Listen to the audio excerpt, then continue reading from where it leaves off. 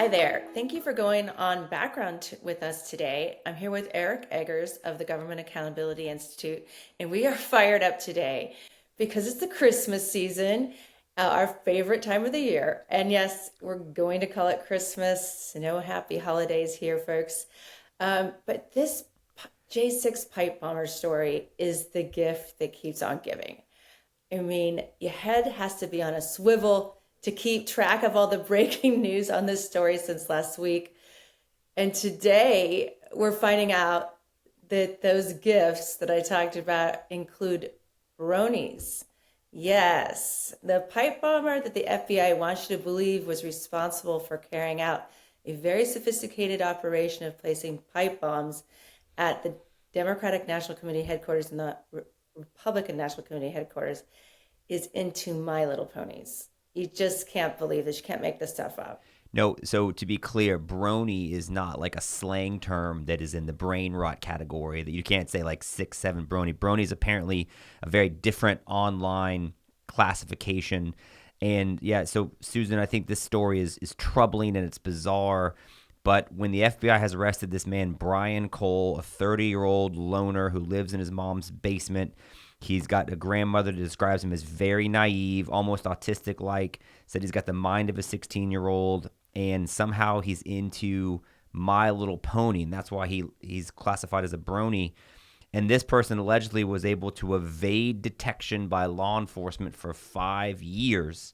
So it's weird that he's a brony, but that's not the most troubling part of the story, right?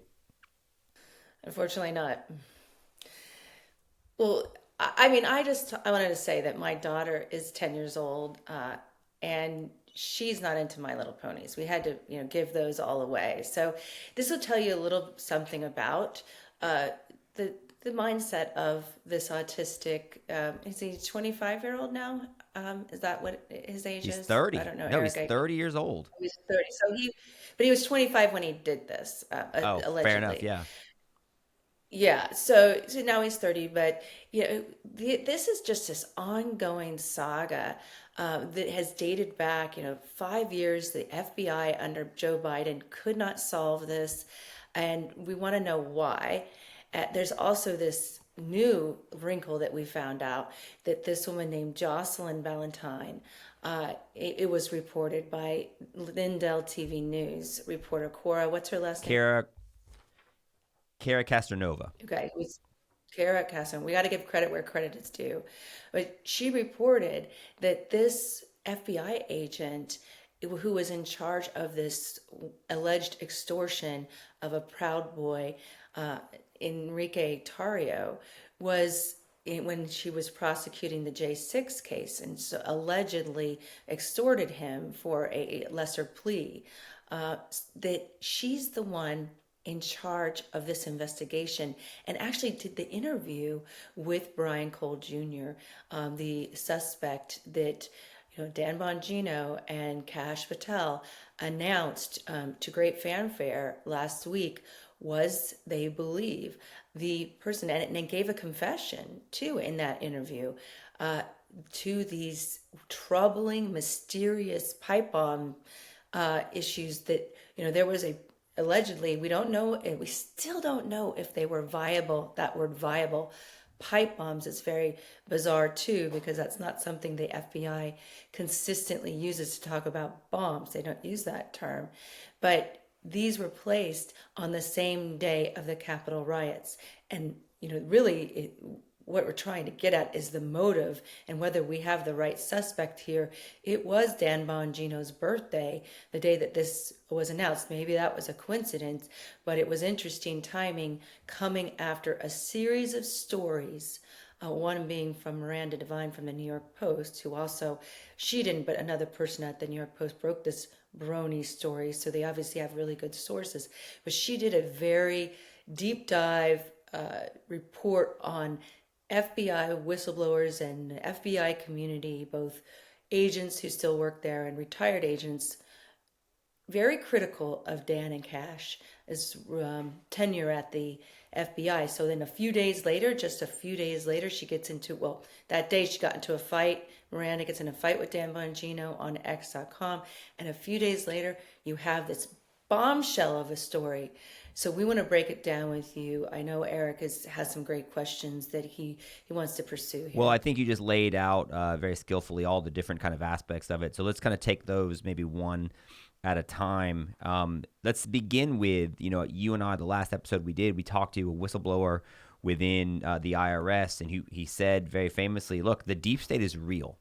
And we talked about how there's people within the Department of Justice specifically that have an agenda that they're going to pursue regardless of what facts might exist. And they will also keep other agendas from being pursued in the case of Joe Ziegler and the Hunter Biden tax returns, even though the facts may suggest a certain thing. So let's listen to what Kara Castronova said, and let's talk about one of the key personnel who you mentioned. Here's what she has reported recently about the DOJ employee who's leading the investigation into this pipe bomber. And I think you said a key word, confession. And here's why. There's a couple of similarities that people should be concerned about. Here's Kara Castronova. So a lot of interesting things going on, especially with the people who are prosecuting the case. That would be Jocelyn Ballantine, who Enrique Tarrio has words to say about, and I know all about her. She was one of the people who tried to force a false confession out of Enrique Tarrio. She presented him with papers saying, if you link President Trump to the Proud Boys through Roger Stone and you sign this paper here, then you can go home today, basically was the deal that was presented to Enrique Tarrio before trial, literally trying to get him to frame President Trump in exchange for his freedom. So this is the type of person that's now interviewing the pipe bomber, the alleged pipe bomber, in that 4-hour quote-unquote confession with her, from what I understand, was not an attorney present, and an FBI agent by the name of Hannick, who also tried to get some members of the Proud Boys, and did get some members of the Proud Boys to commit perjury, according to them. That would be Jeremy Pertino. He said that these agents pretty much told him what to say. He committed perjury, and it was all because he was afraid he would go to jail for a very long time. So these are the same people that are handling this pipe bomb case right now, which obviously leads to a lot of people who really follow this to be suspicious of that confession. Emerald. I was skeptical before I found this out. I had no idea that Ballantine was involved with that. Obviously, you and I have talked about her on this show before as it relates to those, allegedly false confessions. That's extremely troubling. And, just to give Kara some credit, she doesn't just say this on television. She literally repeated these allegations to Donald Trump in person at a cabinet meeting saying, are you looking into Jocelyn Ballantine? And, it's been reported that she was part of this Proud Boys prosecution, and she actually had worked at the D.C. U.S. Attorney's Office with the judge in that case. So a lot of, deep statey seeming connections. I mean, you've covered law enforcement. You've covered these things for a while, Susan. What's your sort of spidey senses tell you when you see things like this? Yeah, so I cover the Secret Service, and it's sort of the same thing that's going on at the Secret Service that's going on at the FBI. So just in different whistleblowers are involved. So reporters are getting this information. I don't believe that Dan and Cashes are leaking to all these different reporters from different news outlets, from Lindell TV to the New York Post to the NBC News. I believe it's the whistleblower community, like it is in the Secret Service, similarly, that is exposing all of the truth here. Now, we are, of course, I'm not ruling out that Brian Cole Jr. is the right suspect in this case. People have done that, and I'm not going to be one of them. He made a confession. His cell phones were pinging on the night, according to the FBI, the current FBI. His cell phones were pinging in the vicinities of the DNC and the RNC. That we can go into that analysis later because there is an interesting wrinkle there.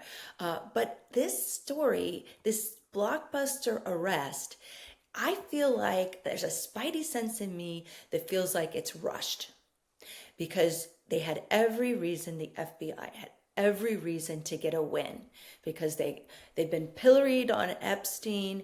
The Thomas Crooks issue came out. That's the Trump shooter that we discussed on our podcast a couple weeks ago. All this new information about his digital footprint was much wider than expected, and he was anti-Trump, which the deep state FBI under Biden, under Christopher Wray's leadership, did not want you to believe that he was share that information. So can we talk about that real quickly in terms of rush? Because I think that's an excellent word, and I think it's a very apt word in the context of, you mentioned the cell phone pings, and it pinged a couple times between the RNC and the DNC. So the FBI had the cell phone data within weeks of the discovery of the pipe bombs the next day. Investigators found 186 cell phone numbers of interest and 130 devices of interest. And then you've got this guy who was in charge of the investigation for the FBI, Steve D'Antuono. He led the investigation for the first year. Unfortunately, he was also involved with other controversial prosecutions, including the Fednapping Gretchen Whitmer case in Detroit. So it's odd that they've had this cell phone data for 5 years, and then presumably all those circumstances that you just laid out, plus you had the Blaze reporting that you had a Capitol Police officer responsible for this based on a forensic analysis of someone's walking gait. The timing seems odd. Very, very odd.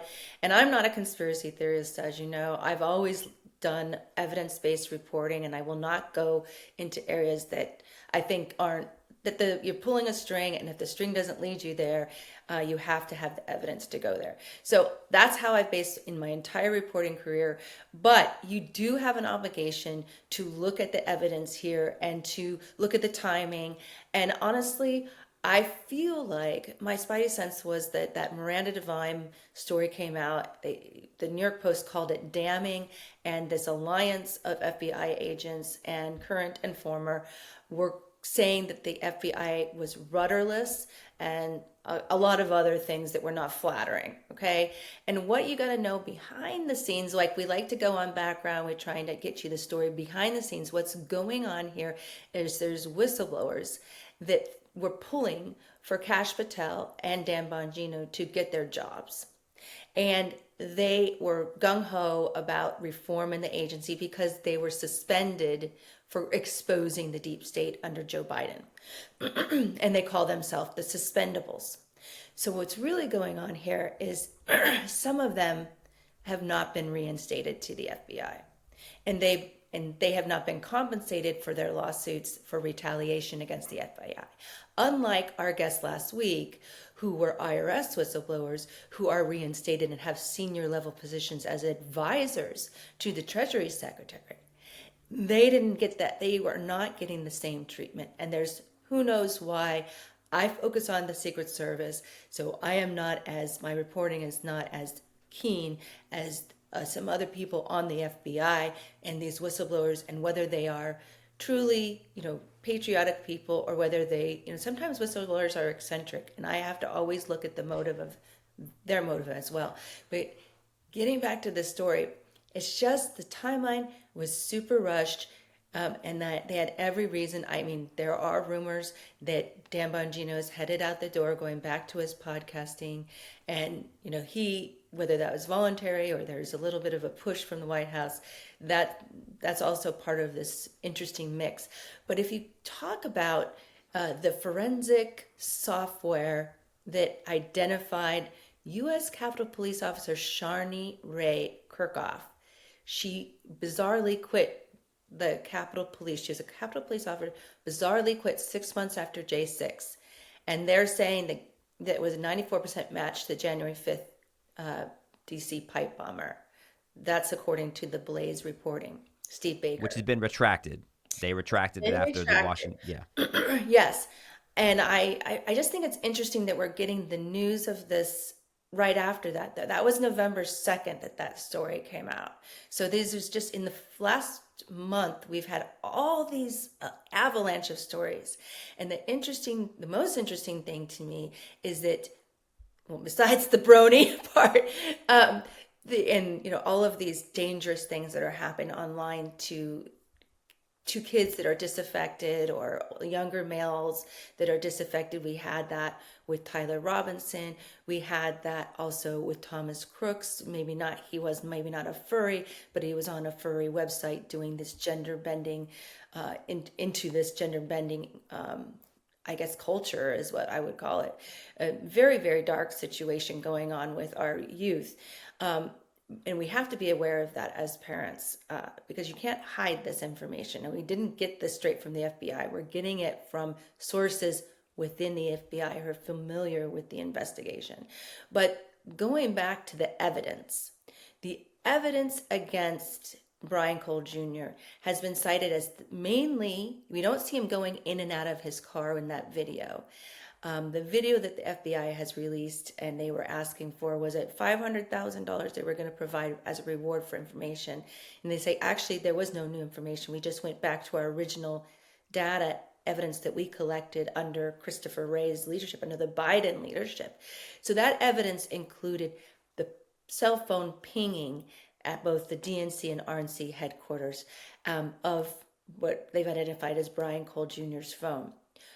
Okay, that's very interesting because the former FBI testified to Congress that one of those cell phone telecom, they asked for the three major telecoms information, and one was corrupted, okay?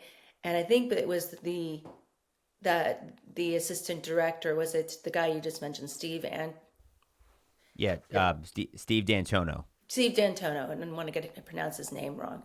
But he is the one that was leading that and testified to Congress that one of those information from the telecoms was corrupted. Meanwhile, the telecom companies told Republicans in Congress that, and in a report that came out in January, that no, the cell phone, when we provided it to them, it wasn't corrupted. Okay, so this is a big excuse. And it appears to be a deep state excuse. I'm going out on a limb here. That's why they couldn't pursue a suspect in this, couldn't find Brian Cole or the right suspect in 5 years, Eric, 5 years. And why would they do that? Why would they make up an excuse like that? If that's the case. Yeah, I think that what I've seen suggested is it was intentional neglect. And then the question becomes, well, why would it be? And that actually leads to the next thing, which I think you've got some great insight on. If it's intentional neglect, which means they weren't that interested in solving this case, which would be dramatically different from the way they've handled every other January 6th related prosecution. I mean, they went up and they charged anybody that was within the feed of the Capitol. I think 1,500 Proud Boys or people connected there were charged, which is why 1,500 of them had to be pardoned by President Trump. So it's not like they haven't had an intentional desire to prosecute and investigate January 6th related crimes. So how do you reconcile what's being suggested as intentional neglect with the supposed reporting that this Brian Cole, in addition to being a nearly autistic 16, the mind of a 16-year-old, he was 25 at the time, he's into My Little Pony stuff, and apparently he's also really into the 2020 election, Susan. He's an election denier. He cares about My Little Pony and, the ballot machines in Michigan. What you have, I think you've said to me that reporting, there are some people who are reporting he's an election denier, but that doesn't necessarily come from official channels, and there's other reporting that suggests he has alternate motives. Well, that was Natasha Bertrand at CNN that reported that, and she is also responsible for reporting the 51 intelligence officials who cast doubt or actually were trying to censor, let's be honest, Miranda Devine's reporting on the laptop from hell on Hunter Biden's. And they basically said coordinated with social media companies, Facebook and X, back then it was Twitter, to censor that story. In our country, where we're supposed to have, freedom of the press and freedom of expression, we couldn't talk about the Hunter Biden laptop. And Miranda Devine had to live with that. People telling her, these 51 intelligence officials coming out and saying that it was disinformation, Russian disinformation. Sound familiar, anyone? And then my X.com account, I've talked about this before, losing 15. I would say 5 to 10 to be. I can't even remember how many I lost in a matter of minutes. It was like sands through the hourglass of my followers that I lost on Twitter when I talked about it online. And so, and I'd never even complained about that, but it was obvious to me that I was talking about Hunter Biden and this laptop and some of the findings from Senator Ron Johnson on Capitol Hill and his investigations of the corruption and the money on Hunter Biden. And that was just, the reason for it. So Natasha Bertrand says, the CNN reporter, reports last week that this Brian Cole Jr. suspect was really concerned about the 2020 election. That is, I'm sorry. That just reeks of what they said about Thomas Crooks, the same FBI under Joe Biden, Christopher Wray, that he was basically a right winger. They just like to cast these individuals that, are maybe, they're obviously spending too much time on the internet alone. Thomas Crooks during COVID, but in this Brian Cole Jr., they're being radicalized online, but they want us to believe that he was anti-right wing. And it's really interesting because Luke Roshak, who is a good friend of mine, longtime colleague of mine at several Washington Times and Washington Examiner, so we've been friends and colleagues for several years. He reported the day of the arrest of Brian Cole Jr.'s arrest that his father, Brian Cole Jr.'s father, is a bail bondsman. That's what he owns a company, and that he sued the Trump DHS for their policies because he was trying his immigration policies because he was using his bail bond company to get illegal immigrants out of detention centers.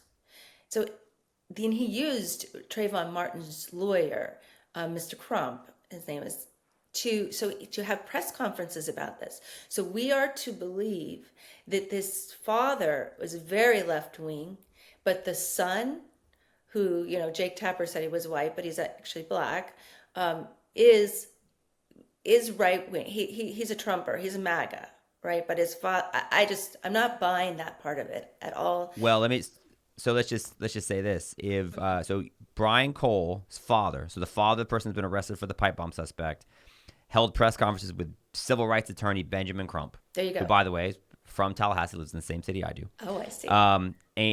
And so you've got that, which has been reported. So, and you've got the reporting that he is an election denier, is a right-wing person, coming from the same reporter, Susan, that also told us that the Hunter Biden laptop, 51 intelligence agents said the Hunter Biden laptop was Russian disinformation. So I think that's by the way, guys, this is why you listen to people like Susan Crabtree, because she knows this stuff, just top of mind for her. And then the other just parallels is we're told Brian Cole Jr. confessed, which is back to the Cara Castronova reporting. There's been suggestions that the prosecutor forced confessions or elicited false confessions from the Proud Boys. And then we're also now being told that he has a right-wing ideology, which is the same thing they said about Trump shooter Thomas Crooks, which also proved to not be true. So, these are all just facts in the mix as we try to sort through what's actually happening here. And then you add all that up with the timing of it being, as you noted, a very convenient, potentially beneficial for an FBI that had been under fire from a number of different people, including whistleblowers. And it doesn't make the questions go away. No, and I'm sympathetic that if this Brian Cole Jr. is the real suspect, and they have evidence showing that, and they're putting it forward. The alternative, narrative that he was set up, that he's a patsy, and that he really didn't do it, but he's autistic, so he can't defend himself. I think I'm going to put that aside. I do not believe that. I don't believe Dan and Cash are capable of that kind of fraud to the American public. So I'm going to go with what the evidence shows us here. But the problem is that why didn't they interview the father before, or did they? He was at the arraignment, which was interesting. But did they interview the father about the motivations? And if they didn't, they said that this is the beginning of the investigation.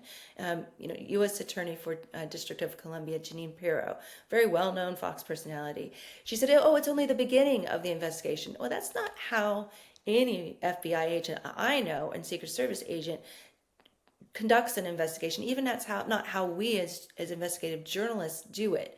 We gather our string and we may know who the center of the story is, the culprit or the suspected culprit, but we make sure that we are going down we're pulling on all the strings and going down all the roads we need to go down so that we can understand the bigger picture before we make an arrest or before we put out a story that suggests, that implicates someone and basically calls them that they are guilty of so many felonies they're going to be locked away for a very, very long time. Yeah, I get the sense that, did they interview the father? And if not, why not? It's never a good sign if, when law enforcement announces an arrest of someone who's been a high-profile suspect for 5 years, that it generates more questions than answers. And I think that that's the fairest thing to say about what's happened here. The presence of, let's call it deep statey DOJ officials. You got an FBI officer who's involved in very questionable investigation in terms of the Gretchen Whitmer kidnapping. You've got a DOJ prosecutor who is involved in very questionable prosecutions of the Proud Boy cases. And you've got a media outlet reporting things that seem counterintuitive, who've also reported things that have proven to be friendly to deep state people and ultimately untrue. And then you've got the announcement of all of it coming at a time when, as you noted, the FBI needed a win, and it sits unsolved for 5 years, and all of a sudden, hey, we have it. And then it's said, to your point, this is the beginning of the investigation. What were you doing for the last 5 years? Yeah, I think it's, thank God for reporters like you and reporters like Miranda Divide and your colleagues, who I know will continue to make sure that the truth gets out there, because it seems like we're getting something less than that so far. Well, Dan Bongino himself on his podcast, and I was glad to be on several times about my investigation into the fallout and the Secret Service failures after the assassination. We call it J13. This is J6. But he used to say that layered negligence is intent, equals intent. Okay? And so we know that the FBI, at the very least, under Christopher Wray and under Joe Biden, was involved in, neglect. We know that and it was intentional. It's obvious that it was intentional. Now, with the Secret Service, I have said that their failures are similar. I've described their failures similarly. Is it political? Was there conspiracy? It was layers of neglect that I believe equal intent on the part of Kimberly Cheadle, who treated President Trump as a former president, not the guy that broke the mold and is a center, having these huge outdoor rallies. So in this case, I'm saying it. We know for a fact, and thank goodness, I do think that Brian Cole Jr. is the culprit. I'm not, and people have gotten into the fact that his gait matched the gait of the person in the video. That's interesting. But I'm going to put that aside. I'm going to believe that they did get a breakthrough here. And so I want to give them credit where credit is due. But I think there's so much more to be learned in this case, and we're finding out every day, and you really have got to pay attention. And I hope we provided some clarity on the big issues that are involved in this case. Yeah, I think you did a great job. And here's what I would say, and I mentioned this in an interview last week, but I think one of the things that's kind of fun about being in media in this day and age, and just being an American citizen, is let's contrast it from 5 years ago. 5 years ago, right, the Hunter Biden laptop is Russian disinformation. Those 51 intelligence officers, they won. They kept the information from being widely reported. They kept it from being in the mainstream media. And there's a lot of polls that suggest that may have swung the 2020 presidential election in a significant way. But that's not the case anymore. These questions about the accuracy of these charges, the questions about who's involved with it, they are being elevated in the highest of profile ways. You got the New York Post, you've got national television people raising these questions. You've got somebody raising questions about a DOJ prosecutor to the president of the United States at a cabinet meeting, and the president says, yeah, we're looking at it. So it just shows you how fundamentally different things are. Things are not being censored in any way near the way they were before, and I think that's a very positive thing for our democracy and our society. It does make it a little bit more confusing. It makes it a little more challenging to find out exactly what the truth is. And that's one of the things we're trying to do in this show, is try to help it make it a little easier for you. So Susan Crabtree, anything else that you feel like people need to know on background? I was shocked to learn about the suspendables. I want to hear more about that. I know that's not specifically your beat, but I feel like we learned a lot today, and I want to go back and find this press conference with Ben Crump and Brian Cole Sr. and find out what they were talking about it. So I feel like we learned a lot. Any parting thoughts you want to end with? No, it was the Daily Wire reporter Luke Roshak. He actually just won the Dow Prize for his Doge reporting a couple weeks ago, and I was out there. We always like to promote the Dow Prize winners, a great, amazing group of people that have been just basically their work has been undersold in the wider media landscape because they are not legacy media reporters, and they don't pat themselves on the back as much as, honestly, they deserve to be done. Luke was an amazing reporter, so check out his reporting too. I always want to. He's on X, and he's always breaking news. He's responsible for, I believe, getting Glenn Youngkin elected with his reporting on the trans issues in the Loudoun County schools in Northern Virginia. So we like to highlight the best reporters out there. I hope we did so in this podcast today. You can please follow us on Spotify and Apple Podcasts, YouTube, and wherever you get your podcast news. Thank you so much. Yeah. Absolutely. And a reminder that Luke Rosiak, like Susan Crabtree, are fellows of the Government Accountability Institute, who produces this podcast, run by Peter Schweitzer, out of Tallahassee, Florida, the same place as Ben Crump. And it's our honor to try to contribute to a larger and better understanding of what's really happening in Washington, D.C. and beyond. So for Susan Crabtree, I'm Eric Eggers. Thank you so much. Until next time.